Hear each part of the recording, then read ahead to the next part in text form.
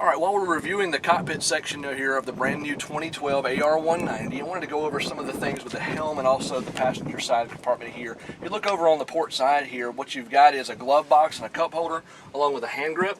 And what's great about that is that you actually have somewhere to put your items that you may need to keep dry. If you've got a cell phone or wallet or whatever else, it all goes neatly and cleanly right here. Also, additionally, your stereo is mounted to the left. It has an auxiliary input jack this year, which is great. And you also have a 12-volt jack there for charging a cell phone or GPS or MP3 player, things of that nature. One more thing I noted just about this real quick here is the spring latch, and that's great too because it holds the door up while you're needing to get in there and get access. But then when you're done, just by simply pressing the spring, it drops it back down. So that's a great feature there on the passenger side. Moving over to the driver's side now on the starboard, I want you to note also too that with the creation of this captain's chair this year, what they've done is they've created a really nice bolster. I'm sitting on top of the bolster now, which is folded in the up position, and that allows me to sit and look over the windshield, which is functional. Some of the previous year model Yamaha boats, when the bolster flipped up, it didn't give you a lot of increase in the rise. This really does a great job. I'll step off and let you see it real quick. If you notice, it's got a pivot, it's got the flip, and it's also going to have an adjustment here so you can move the seat up and back. So there's a lot of function there. But I wanted you to make sure you saw that because if you see how this bolster works here, this really is functional. It allows you to use the bolster for what it's there to do. Alright, moving on over to the helm here real quick. On the dash, it's pretty straightforward. On the left-hand side here, you've got your bilge switch. This is an automatic bilge. So once you throw the bilge switch on, it's going to pump water out of the bilge if it is found in the bilge. If there's no water in the bilge, you don't hear it running. So it only will cycle when water is found in the bilge. You have a blower. Of course, the blower is there for you to ventilate any sort of fumes out of the engine compartment. Make sure that you always run your blower switch prior to starting the motor. These are two fuses here just for resets. You have your ignition switch. One note, to start this boat, you'll always have to have your throttle lever found in the neutral position before, and also your safety lanyard in place. Tilt steering, it's a great feature found on this boat.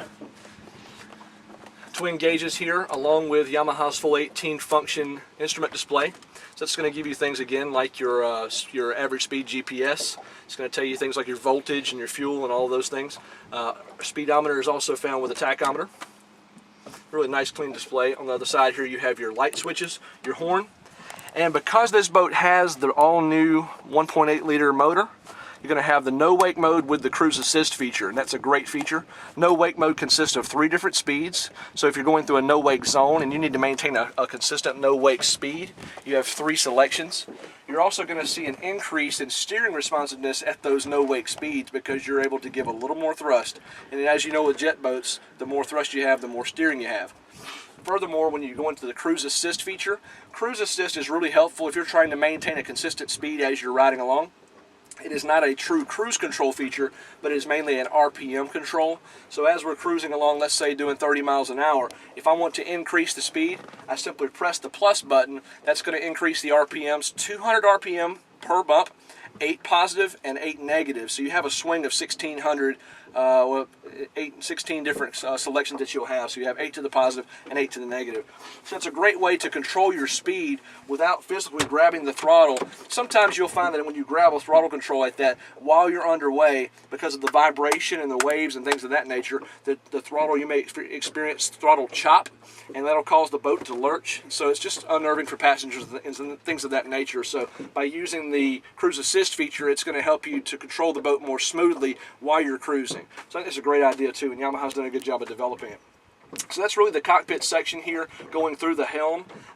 Just a really nice layout this year, very clean, very simplistic. This is an introductory level boat, so you're not going to have all of the bells and whistles that you would have on a top-end boat, but for a boat in this category, this really has an amazing number of features, and it is all very user-friendly for really any size operator.